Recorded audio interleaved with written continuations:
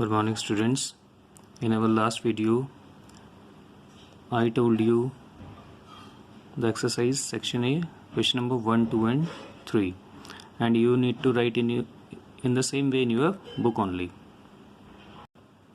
Now today we will see some more questions. So come to page number 27, and this question number 4, mention any two examples from our daily life for each of the following.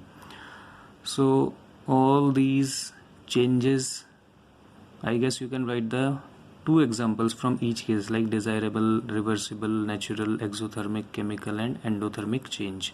So only two examples you need to write.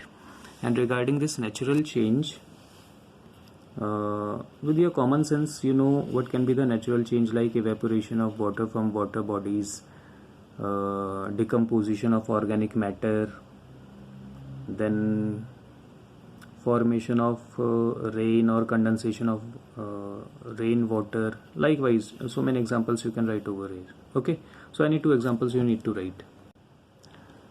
Then question number 5, short answer questions. A part, what is the difference between a desirable and an undesirable change? So first you need to put the heading desirable change, and then come to page number 18. Already I have marked for you. So on page number 18, under the heading desirable change, you will write this one, from here to here, and then after this full stop you will write, for example, ripening of fruits. Okay, then you will put the heading undesirable change. Under that heading you will write from here to here, and then for example you will write rotting of fruits. So here that 5A part will be completed. So we finish this one. Then why shaping of clay on potter's wheel considered a physical change? So you know, students, that whenever a potter is just shaping the clay, the physical property of the clay changes. First, you know, it was a simply clay in the form of powder, then that has been converted into a solid. Okay, but the chemical property does not change. So I have given you the idea, so in your own words you can modify the answer. So we have completed this B also. Then write any two differences between endothermic and exothermic changes. So students, come to page number 19. So students, you will just see that you need to make the column. First you will put the heading endothermic, and then here you will put the heading exothermic. Okay, then first point you are going to write, only 2 points we need to write. Okay, first and second. So in first point you will write under endothermic. So now come to page number 19, and you will see a change. This will be endothermic. First point, a change which needs energy to occur is called an endothermic change. No need of writing whatever is written in the bracket, so I'm just cutting it. So from here to here you will write. Okay, then under the same heading, the second point you will write, for example, photosynthesis. Second point under the heading of endothermic you will write photosynthesis. Okay,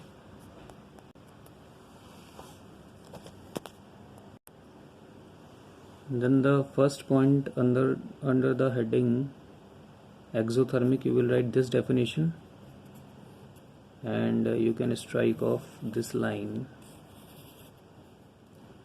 So evolved is called an exothermic change up to here. From here to here, no need of writing whatever is written inside the box. And then second point you will write, for example, burning coal. Okay, for example, burning coal. So we are done with this question. Now name any two factors that affect the rate of evaporation.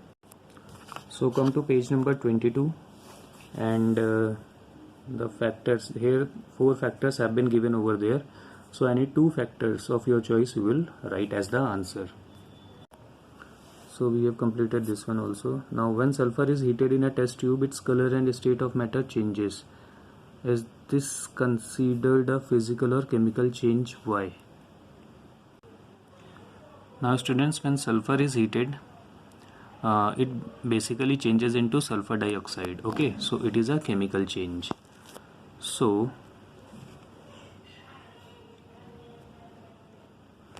you write the answer that it is a chemical change because sulfur is converted into sulfur dioxide. Okay. So we have completed this question number 5e also. Now question number 6. Why short answer questions. Now, why are melting and boiling regarded as physical change? Explain with example. So students, you note down the answer. You will write melting and boiling regarded as physical change or physical changes because there is a change only in the physical property like shape, state of the matter, but there is no change in its chemical properties. Then students, you will put the full stop there, and then the second part of it explain with examples. For this part you will note down, in melting the liquid changes in the solid changes into the liquid. For example, ice changes into liquid, but the molecular formula for water remains H2O. I'll show how the H2O is written, like H2O. Then students, for boiling you will write